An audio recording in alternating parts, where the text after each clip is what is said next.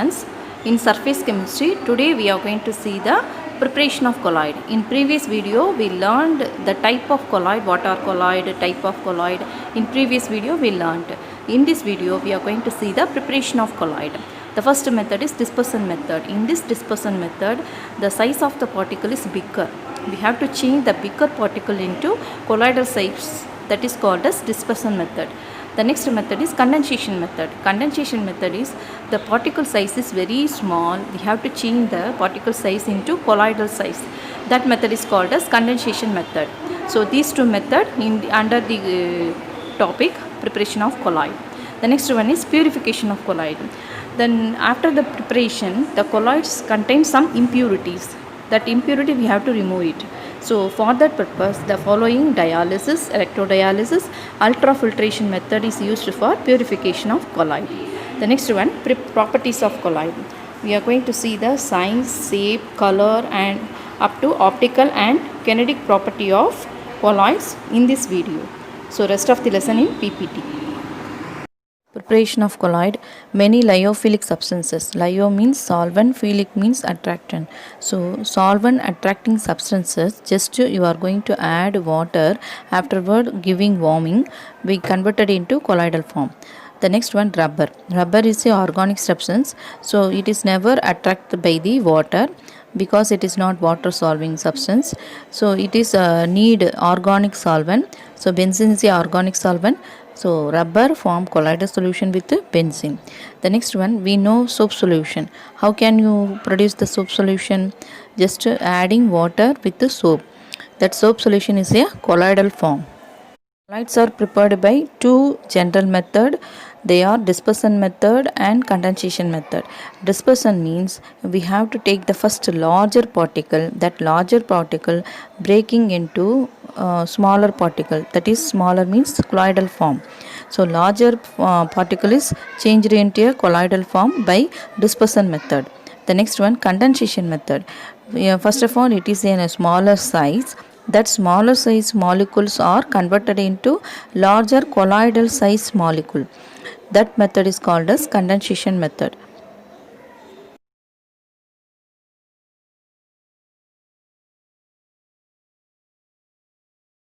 In dispersion method, first one, mechanical dispersion. For that we are going to use the colloidal mill. In that colloidal mill, inside we have two metal plate. One metal plate is circulated in clockwise direction, means another metal plate it is circulated in anti-clockwise direction with high speed. For example, 1 minute it gives 7000 revolution. That's high speed is we are going to give inside the colloidal mill. And we need a separate size, that is a different size, means we have to adjust the distance between the two metal plate. The distance is adjusted means that size, based on the distance we get the size of the colloidal particle. So in this colloidal mill we can produce colloidal solution of ink and graphite.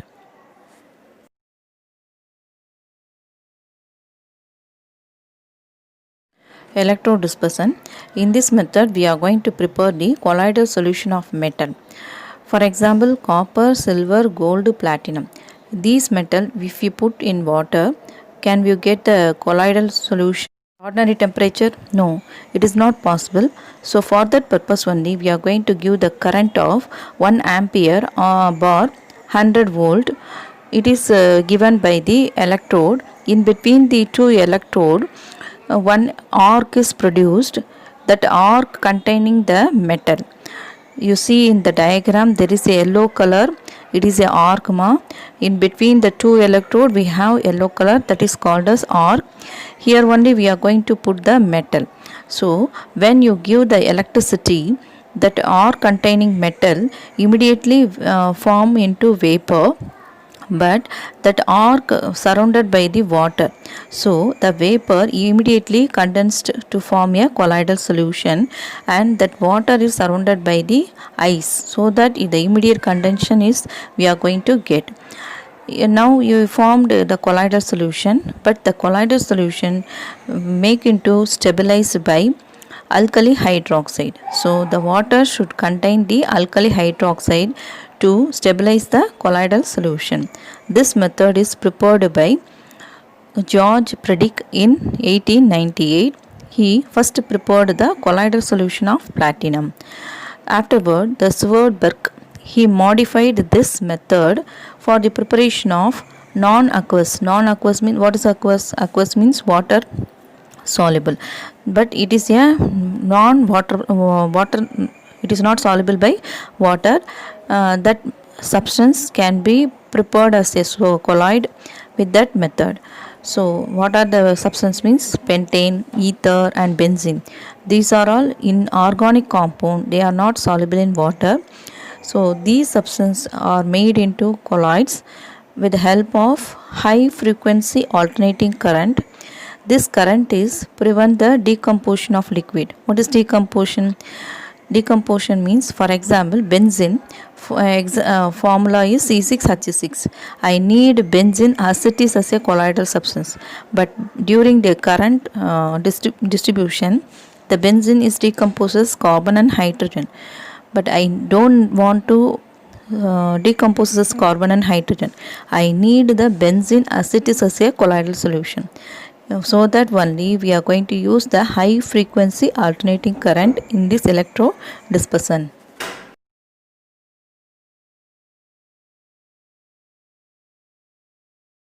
Ultrasonic dispersion. In this method, we are going to prepare the mercury sol. Mercury sol means mercury is distributed in water.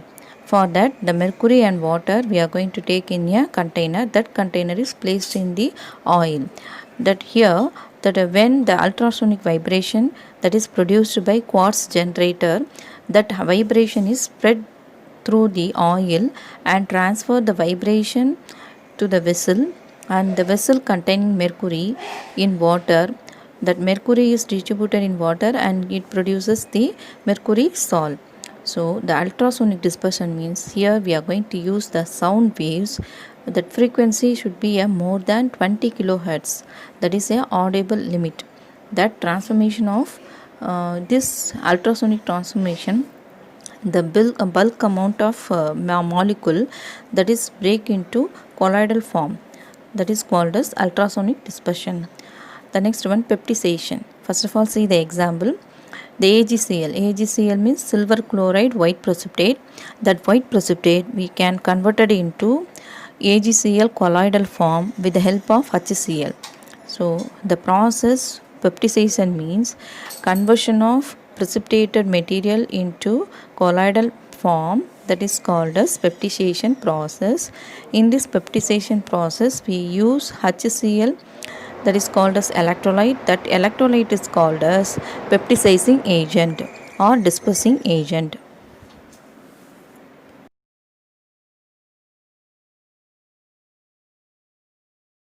Condensation method, I have already told that the smaller particle is changed into colloidal particle. That method is called as condensation method. In this method we have to take some care while producing that colloidal particle, because if we do not take care means otherwise the precipitation will occur. So that during that condensation process we must take care during the preparation. The first one, oxidation method. Oxidation means what? Addition of hydrogen, addition of oxygen, removal of hydrogen.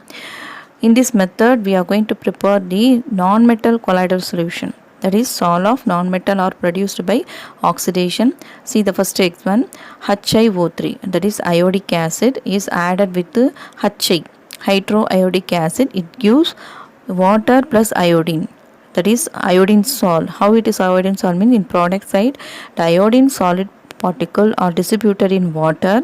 It is a product. In this method it is called as oxidation. Why it is called as oxidation means, you see that in hydroiodic acid it contains hydrogen. That hydrogen is removed, so that iodine I2 is produced in product side. So removal of hydrogen is called as oxidation. In the second example, the oxygen is passed through hydrogen selenoid. We get the sol of selenium. See the equation, H2Se, that is called as hydrogen selenoid, is added with the oxygen. Here addition of oxygen, so that it is oxidation. It gives water plus selenium. here the selenium particle is distributed in water, so that it is called a selenium sol. So by oxidation method we get the non-metal sols. The next one, reduction. Reduction means what? Removal of oxygen, addition of hydrogen, or in oxidation number means oxidation number decreases means it is called as reduction. In this method we are going to use the phenyl hydrogen formaldehyde like organic reagents to form these salts. For example, gold salt. We are going to prepare the gold salt with the help of auric chloride with formaldehyde. See the equation, AuCl3, name is auric chloride, is added with the formaldehyde. HCl2 is called as formaldehyde. In water, it produces gold plus HCl plus formic acid. That is, auric chloride is changed into gold and formaldehyde is oxidized to formic acid. The formaldehyde is oxidized means the nearer substance, which one is nearer? Auric chloride, that is getting to reduce. How it is reduced means you see that in auric chloride the gold oxidation number is +3, but in product side the gold metal oxidation number is 0. So +3 to 0 means it is the number oxidation number decreases. So decrease of oxidation number means it is undergo reduction. So by using the reduction method also we can produce the colloidal particle. Here the gold colloidal is produced with the auric chloride with the formaldehyde, that is organic reagent, with the help of organic reagent.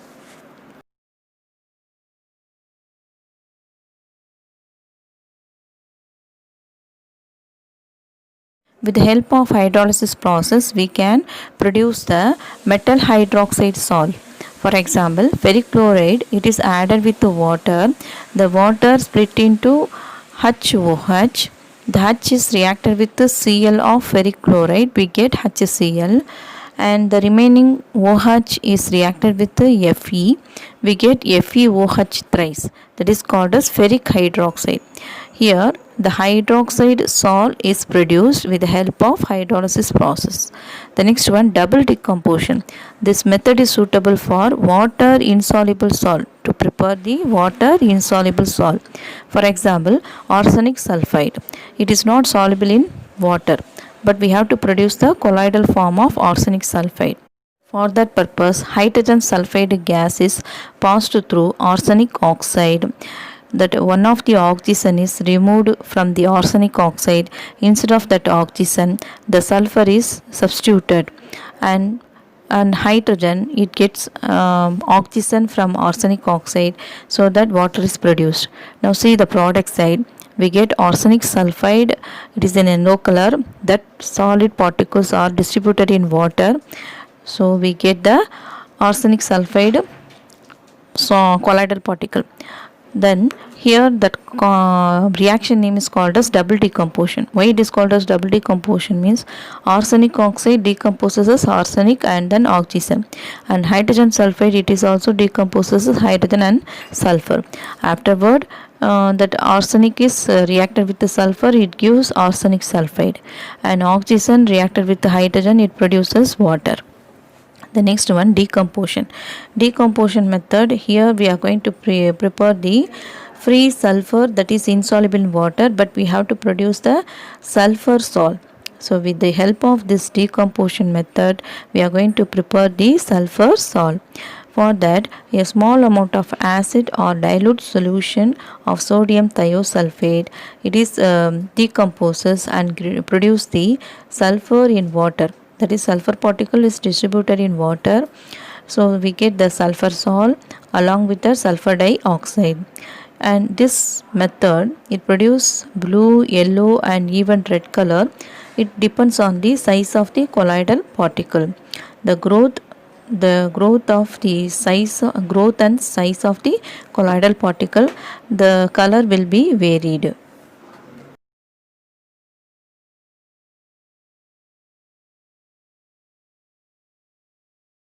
phosphorus and sulfur, they are not insoluble in water, but we have to produce the colloidal form of phosphorus and sulfur. That phosphorus and sulfur particle that should be distributed in water, so that only we get the colloidal form of phosphorus and sulfur. Then how can you produce this one? First of all, the phosphorus in alcohol, you see the diagram. There are two container. One container, first of all, you have to keep the water. In another container, that container first, the phosphorus is in alcohol. You pour the phosphorus in alcohol container in water, then the phosphorus is, it is distributed in water, so we get the colloidal form of phosphorus. So here the exchange of solvent is takes place. Which one is solvent? Alcohol is one of the solvent and water is another solvent. The phosphorus is not dissolved in water, but it is dissolved in alcohol. So phosphorus is transferred from alcohol solvent to water solvent. So this method is exchange of solvent, so that we getting the phosphorus salt. The next one, so far we studied the preparation of colloid. After the preparation, we never get the pure form of colloid. Still it contains some impurities. If you not remove the impurities, means the colloid will not be a stable one. It is get into precipitate. That process is called as coagulation process. So to increase the stability of colloid, we have to remove the electrolyte.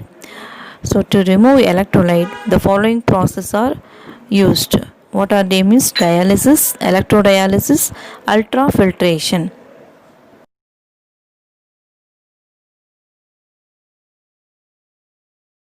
Dialysis. In this dialysis process, a semi-permeable membrane is used as a dialyzer. What is dialyzer? Means it is a bag form of semi-permeable membrane. It containing colloidal solution. That semi-permeable membrane bag is suspended in a flowing water. In this semi-permeable membrane, the electrolyte. What is that? Electrolyte means impurity alone is passed through this membrane and they are carried away by water. So that electrolyte, it is regularly removed by flowing water, but inside that semi-permeable membrane we have the colloidal solution. So through this method we can remove that electrolyte. This method is discovered by T. Graham in 1861. Based on this method only, the kidney affected patients undergo a dialysis process. What is kidney malfunction? What is undergo in kidney? That kidney, it remove the electrolyte from the blood. If the electrolyte concentration is exceeded the normal level, means it is called as toxic level. At this situation we are going to call that the kidney function is not properly functioned.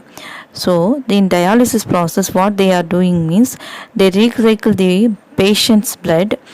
That is it containing a considerable semi-permeable tube. The tube maintain a same osmotic pressure with the saline solution. Saline solution means salt solution.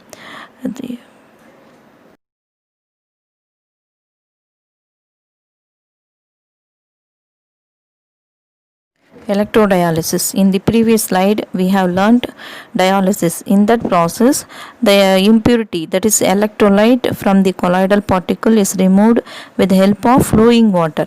Here in electrodialysis, the electrolyte are removed with the help of electricity. So we have to produce the electric field. That electric field increases, means the removal of electrolyte also, the speed of removal of electrolyte also increases from the colloidal solution. Here we are going to take the two dialysing membrane. In between that we have to put the colloidal solution which containing the electrolyte, and then in between the two compartment it is filled with the water. When the current is passed, the electrolyte, they are passed into water compartment and they are get into removed periodically. This method is very faster than the dialysis because the rate of diffusion of electrolyte, that is increased with the help of electricity.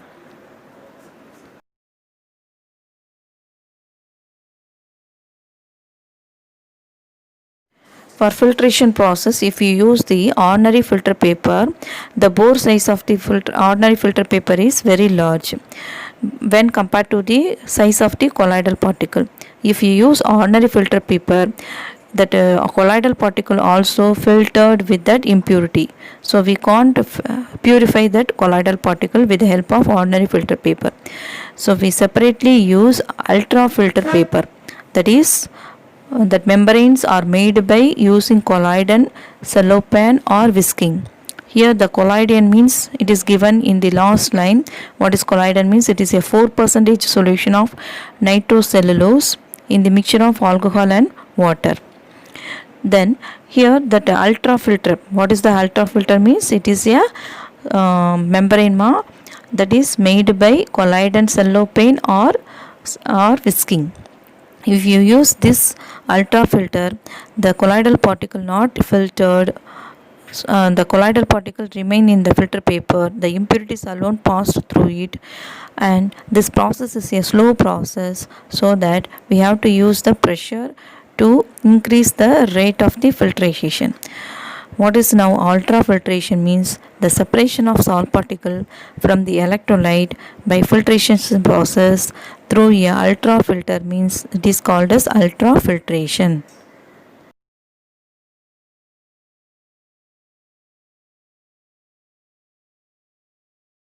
Properties of colloid. The first property is color. The color of the salt is not always same when compared to the bulk substance. For example, diluted milk. When you examine the diluted milk through the reflected light means above the milk you see the blue color, and then when through that light transmitted color we get reddish color. You see the diagram in the picture, you see that above the milk we get the blue color light, but when you see the milk through that light, that is transmitted light, it gives red color. So the salt's color is not depends on the substance in the bulk. Next one, the color of the salt, it affected by 4 factor. One is method of preparation. Based on the preparation, the color of the salt is varied, and wavelength of source of light, the way based on the wavelength also the color varied, and size and shape of the colloidal particle. The next one, the observer. Now only we saw one example, diluted milk reflected light means it gives blue color, transmitted light means it gives red color. So based on the reflected light or transmitted light, the size of the color of the colloidal particle is varied. The next one, size. Size is lies between 1 nanometer to 1000 nanometer. The colloidal size lies between 1 nanometer to 1000 nanometer. Then the colloidal solution is heterogeneous. Heterogeneous means it having two phases. One is dispersion phase, another one is dispersed phase, another is dispersion medium. So it is always having two phases, different phases. So it is a heterogeneous nature. And through experiment like dialysis, ultrafiltration, ultracentrifuging. Ultracentrifuging means you see the apparatus, it is a ultracentrifuge apparatus. In that one, so many test tubes are keep in a circular manner.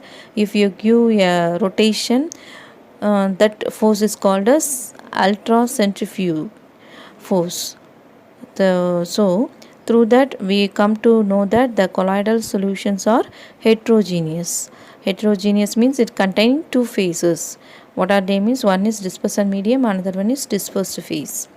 Then filterability. Filterability means that ordinary filter paper size, the bore size is very big when compared to the colloidal size.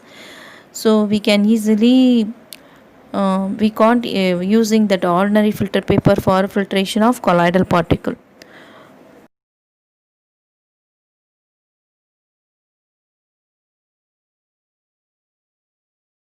Non-setting nature, that is the colloidal particles are very stable, even the gravity also not affected by that colloidal particle. The next one, concentration and density. When the dispersion medium is increases, the coagulation not occur. Coagulation means what? Precipitation. the dispersion medium is increases means diluted means the colloidal particle is that colloidal particle is stable. When the dispersion medium volume is decreased means then it undergo a precipitation process. At that time we get the coagulation. So the density of salt particle decreases means the decrease in concentration occur. Concentration decreases means density of salts also decreases. The next one, diffusibility.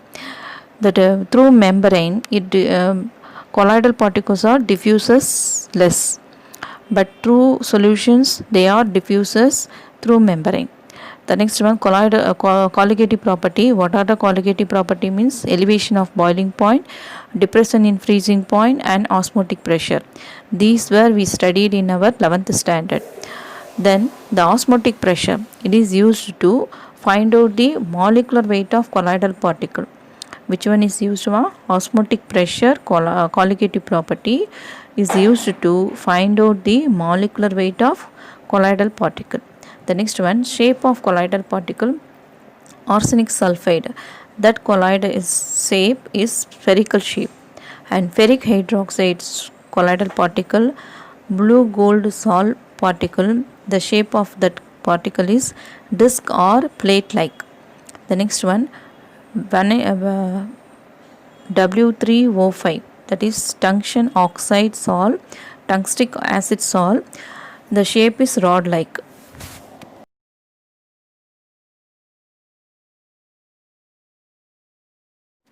Optical property. Colloidal particle have the optical property. First of all, in first container it is containing the true solution. That is, true solution means it is a homogeneous solution. In that one, the flashlight is passed means that it appears clear. That is, clear means invisible in the direction of light.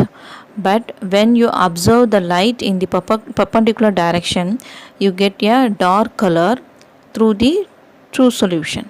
So now we are telling about the true solution alone ma. What is true solution means? It is a homogeneous solution. In that one, when the light is passed means we get invisible light in the direction of light, but we get the dark color in the perpendicular direction of light. Now we are move on to colloidal particle. The second container containing colloidal particle. When the light is passed through this one, the colloidal particle absorb the light and scattered in all direction, so that we get a partial light alone. The portion of light is absorbed by the colloidal particle. The remaining portion is scattered from the surface of the colloid. So the path of the light is made clear. This effect is called as Tyndall effect. First of all, it is observed by Faraday, but the vast investigation is only made by Tyndall, so that the effect is now called as Tyndall effect. What is Tyndall effect means? The light is absorbed by the colloidal particle and it is scattered in all direction, so that we are getting a partly portion of light. That is, we getting only haze beam. So this effect is called as Tyndall effect. But in true solution, it is not happening like that. So in direction of light we get only a invisible image, but in perpendicular direction we are getting a dark color light.